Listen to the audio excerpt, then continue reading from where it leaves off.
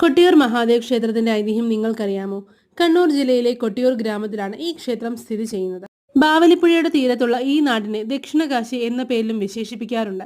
ഇക്കരെ കൊട്ടിയൂർ, അക്കരെ കൊട്ടിയൂർ എന്നിങ്ങനെ രണ്ട് ക്ഷേത്രങ്ങളാണ് ഇവിടെയുള്ളത്. ആദ്യമത്തിൽ കട്ടിയൂർ എന്നും കാലക്രമേണ കൊട്ടിയൂർ എന്നുമായി മാറി.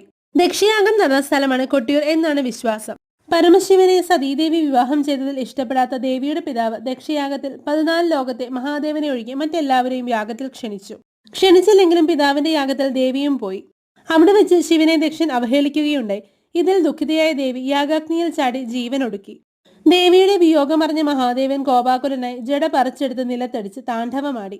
ആ ജടയിൽ നിന്നും വീരഭദ്രൻ ജനിച്ചു. വീരഭദ്രൻ യാഗശാലയിൽ ചെന്ന് ദക്ഷന്റെ താടി പറിച്ചെറിഞ്ഞ് ശിരസ് അറുത്തു മാറ്റുകയും ചെയ്തു.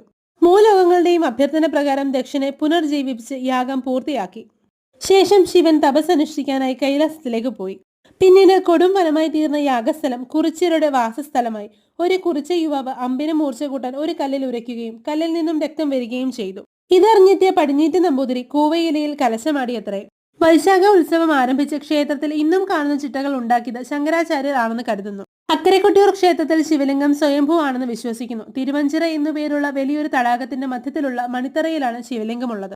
ഈ തടാകത്തിന്റെ തന്നെ മറ്റൊരു തറയായ അമ്മാറക്കല്ലിലാണ് ശ്രീ ആദിപരാശക്തിയെ ആരാധിക്കുന്നത്. കൊട്ടിയൂർ ക്ഷേത്രത്തിലെ മറ്റൊരു കൗതുകമാണ് കൊട്ടിയൂരിൽ മാത്രം ലഭിക്കുന്ന ഓടപ്പൂക്കൾ. ഭൃഗുമുനിയുടെ വെളുത്ത താടിയെയാണ് ഓടപ്പൂ ഓർമ്മിപ്പിക്കുന്നത്.